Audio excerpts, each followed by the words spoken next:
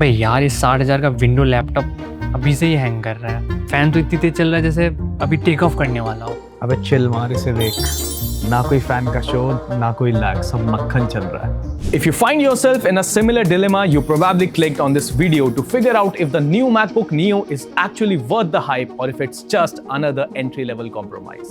Honestly, I've been using this as my daily driver for the past 3 months, and Apple has delivered a remarkably solid product here, with just a few exceptions.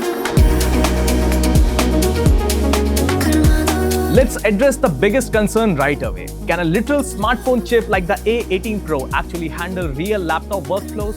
If you use a standard 60,000 Windows laptop to juggle 20 Chrome tabs for a college presentation or research, the fans instantly turn into a jet engine and the battery dies in 3 hours. But when you switch to the MacBook Neo, it acts like an entirely different beast and doesn't even break a sweat. The biggest advantage of this smartphone-derived architecture is its insane power efficiency. You can head out to college or the office in the morning and easily work until evening without ever carrying a charger.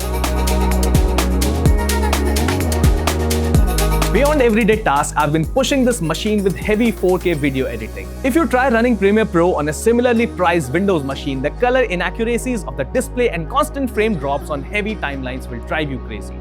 But when I put together a full tech review with heavy B-rolls and multiple video layers on the MacBook Neo, the editing experience remained genuinely smooth. It isn't going to replace a massive 8K studio rig, but it stands out as a complete package for a beginner creator. At this price point, you get a beautiful liquid retina screen and a premium build to smoothly execute your creative projects. Now for the part that completely caught me off guard, gaming. Running a heavy AAA title like Resident Evil 4 on a regular 60,000 Windows non-gaming laptop with integrated graphics is out of the question. It turns into a little slideshow. But when it comes to the MacBook Neo, Apple's Metal FX upscaling kicks in to deliver a highly playable, stable 30+ FPS. Playing through Leon Kennedy's mission on a budget, thin and light Mac without the hardware turning into a physical heater is wild. You can seamlessly finish your scripting or assignments and immediately transition into taking down zombies.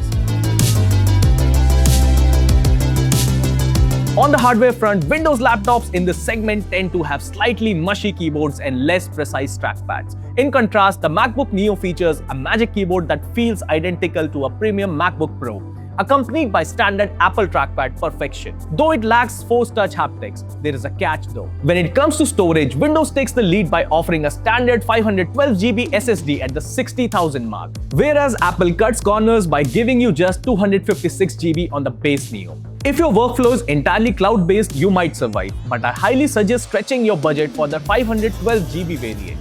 That upgrade also secures you Touch ID, making unlocking and online payments incredibly seamless.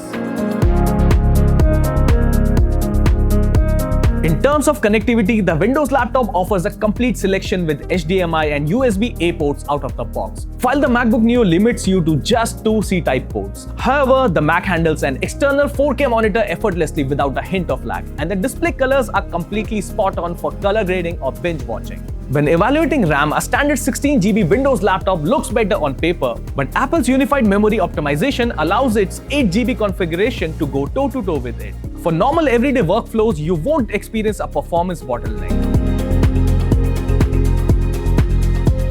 Apple didn't just cut costs, they added a few unique touches. Unlike standard Windows keyboards where you have to memorize shortcuts for local currencies, if you select the Indian English layout when buying this Mac, you get a dedicated physical rupee symbol printed right on the keyboard. Plus, compared to the clunky integration of Copilot on Windows, the A18 Pro chip makes this the cheapest machine to natively support Apple Intelligence. It runs smoothly on the device, and we can only hope it becomes even more intelligent with future updates.